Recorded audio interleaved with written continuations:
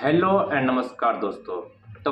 क्या आप जानते हो कि अगर आप किसी भी केस में झूठे गवाह बनते हो या आपकी झूठी गवाही से किसी निर्दोष व्यक्ति को सजा हो जाती है या फिर किसी मामले में आपने गवाही दे दी और उस मामले के जो व्यक्ति है जो निर्दोष होते हुए भी उसको मृत्युदंड या फांसी जैसी सजा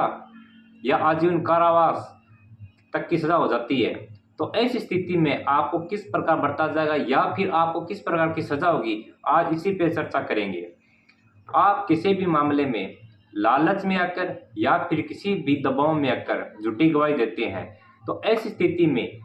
कोर्ट चाहे तो आपके खिलाफ सीआरपीसी की धारा 340 में प्रसंज्ञान ले सकती है और प्रसंज्ञान लेकर अदालत क्या कर सकती है, आप पर एक अलग से मुकदमा चला सकती है। तो ये अगर झूठे गवाह बन जाते हो तो ऐसी स्थिति में कोर्ट स्वयं प्रसंज्ञान लेकर और आपके खिलाफ कार्रवाई खोल सकती है। तो भाई जब भी कोर्ट में जाओ तो आप रिलेटिव जो इवेंट है चीज़ों से, तो भाई आप जब भी कोर्ट में जाओ तो केस से संबंधित चीज़ों पर ही गवाही दें या फिर जो चीज़ आप जानते हो उसी पे ही गवाही दें, न किसी के बहकावे में आके या फिर पैसों का लालच में या फिर किसी अन्य दबाव में आकर गवाही कभी ना दें, क्योंकि आपकी एक झूठी गवाही किसी निर्दोष व्यक्ति को सजा करवा सकती है। और अगर ये चीज़ कोर्ट के प्रसंज्ञान में आ जाती है तो आपके खिलाफ भी अलग से मुकदमा चल सकता है। और ऐसी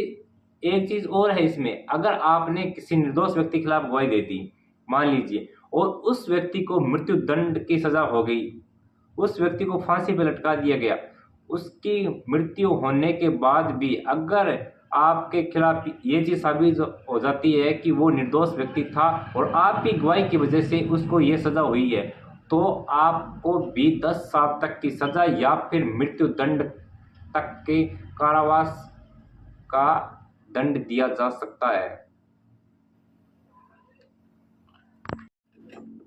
अब एक बात और, ये जो आप झूठी गवाही दे देते हो तो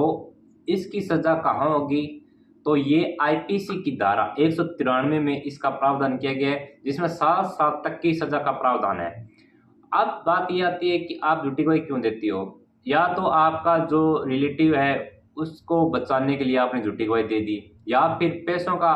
पैसे लेकर आपने ये आप झूठी गवाही दे रही हो, या फिर आप पर किसी ने दबाव बनाया या फिर आपको डराया धमकाया, उस स्थिति में आप झूठी गवाही दे रही हो। तो ये कुछ स्थितियां होती है जिसमें आप झूठी गवाही दे देते हो, लेकिन ये आपके खिलाफ भी साबित हो सकती है और आपको फंसा सकती है, आप पे एक अलग से मुकदमा लागू कर सकती है। तो आपको किसी भी प्रकार से झूठी गवाही नहीं देनी है, क्योंकि जो कोर्ट में गवाही दी जाती है वो ऑन ओथ होती है, आप शपथ लेके उसके बाद में गवाही देते हो।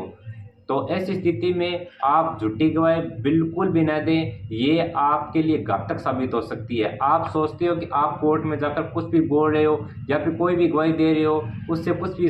नहीं होने वाला, तो आप इस भ्रम को अपने दिमाग से निकाल दीजिए, क्योंकि एक झूठी गवाही और आपके लिए बहुत ही घातक साबित हो सकती है। क्योंकि इसका अलग से ही एक प्रावधान किया गया है, आईपीसी में अलग प्रावधान किया गया है और इसका बताया गया सीआरपीसी की धारा 340 के अंतर्गत भी कोर्ट आपके खिलाफ प्रसंज्ञान ले सकती है और इसकी जो सजा का प्रावधान है वो आईपीसी की धारा 193 में दिया गया है।